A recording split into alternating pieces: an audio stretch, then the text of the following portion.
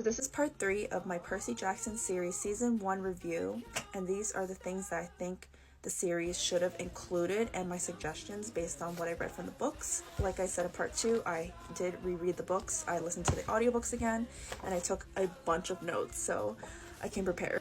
Percy is such a sassy and snarky character. I would have loved to hear his inner monologue when it came to certain scenes, specifically when he arrives at Camp Half-Blood, when he meets Annabeth, and when he's faced with certain situations. I would have loved to hear his inner monologue and what he was thinking at that point.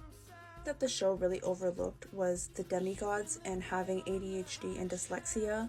I think just because it's mentioned a lot in the books and how important it is to their characteristics, I think it should have been included more.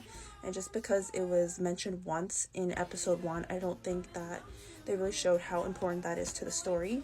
Specifically in the book where Annabeth tells Percy that having ADHD and those hyperactive tendencies are really great characteristics for fighting and on the battlefield.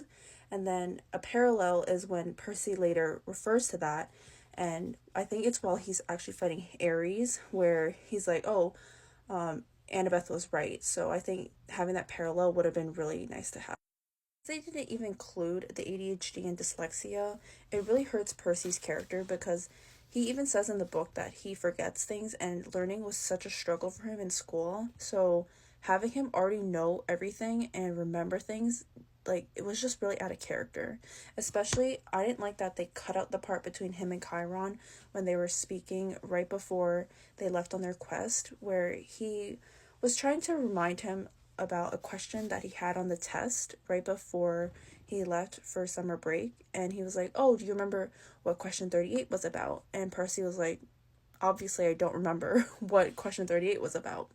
So he had to ask Chiron questions, and Chiron and him were talking, and he actually would tell him information and would teach him things. And I think that's so much more organic than Percy automatically knowing things. And even with Annabeth, yes, she is wise, and yes, she is smart, but that doesn't mean she knows everything. And I think because they are kids, it would have been nice to see that just because, they have grown up with these Greek mythology stories and they are aware of it, they are still kids and they're still learning. And I think that would have been so nice to see.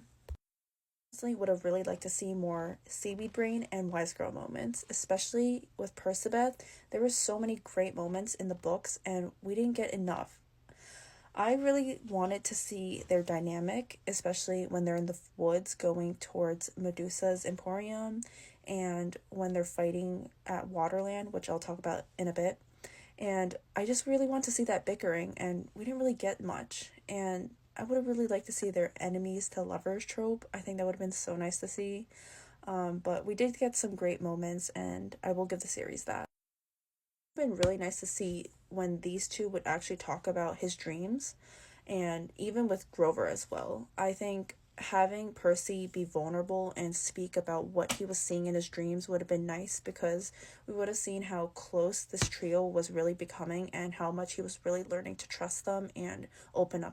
And on the train as well, when Annabeth and Percy are talking, she opens up to him about how she dreams of building monuments for the Greek gods and honoring them. And I think her opening up to him really shows that it's such a raw moment between them, because they are not really that close. They don't really know each other, but she's trying to get to know him and she's trying to reach out to him. And I think it's such a nice moment for them and for Percabeth, but they didn't include it in the series, and I really wish they did.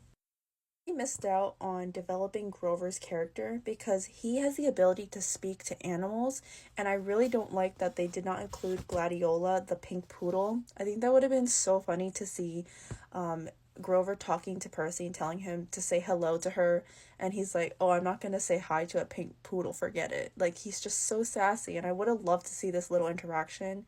It just would have been a funny moment and to break up all the seriousness that was going on, and it would have been lighthearted and fun.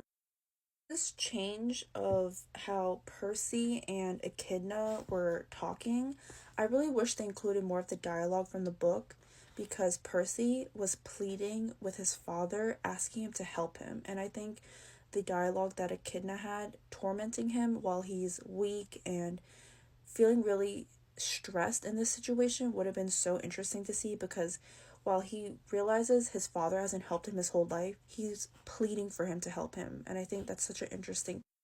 Trio goes to the car wash and Luke and Percy are talking. I really would have liked to see Percy opening up to Luke about his dreams and seeing how he's really trusting him and that their dynamic has become something more than just like a mentor-mentee sort of thing. And I think he's really seeing him as a friend, and I think that would have been nice to see because the betrayal would have hurt so much more.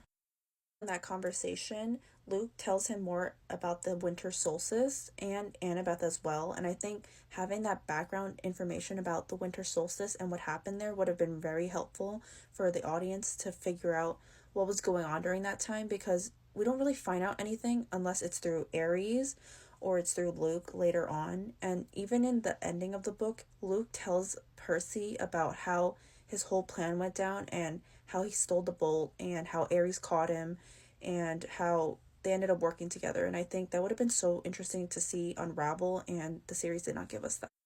I mentioned this briefly, but I think this was an interesting choice to have Grover stay with Ares during the Waterland part. And I think because of that, it changes how we see Grover as a character.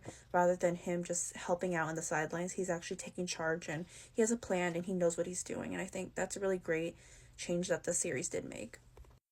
Let's talk about Waterland. I loved how they portrayed it in the book. I think that would have been so much more fun to see them acting as kids, going through the abandoned merch stores and stealing merch, wearing it. Annabeth rebelling against when Percy said, "Don't touch anything." She's like, "Don't tell me what to do," and she puts on all this merch. I think that would have been so fun to see them acting as kids and, really having fun. And I think just because the series changed it to Grover staying with Ares, I think that would have been a different approach, but I think it would have added more to their dynamic because they are still just kids at the end of the day, and it would have been nice to see. Another part of Waterland I would have loved to see was them bickering about going on the Tunnel of Love ride together, because they're such enemies to lovers, So her realizing, "Oh, why are we going on this ride together?" And she's like, "Oh, I'm not going to the Tunnel of Love ride with you." And he's like, "No, that's not what I meant." Like, that would have been so funny to see. And they just didn't give it to us. The Waterland scene, I would have loved to see Percy using his powers when the water was getting filled up in the ride, and also Annabeth's fear of spiders. I think would have been so nice to see because she is such a strong-willed person, and seeing someone so strong still have fears is such a vulnerable and relatable thing for the audience, and I think that would have been so nice to have.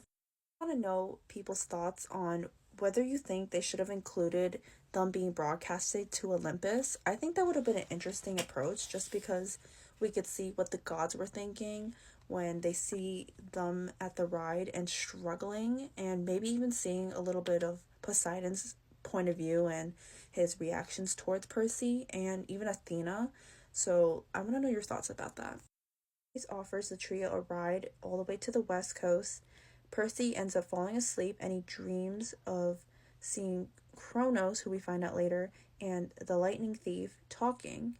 And we see this in the series, but what they didn't include was that he actually saw Talia in his dream as well, and they were talking, and I think that would have been really nice. The video is getting a bit long, so go to part 4 for the next few things that I wanted to mention. I have a bunch of notes still. I did want to hear your thoughts on some of the things that I am mentioning, if you did read the books, or if you didn't read the books and you're a new viewer, what you think and what you think should have been included as well.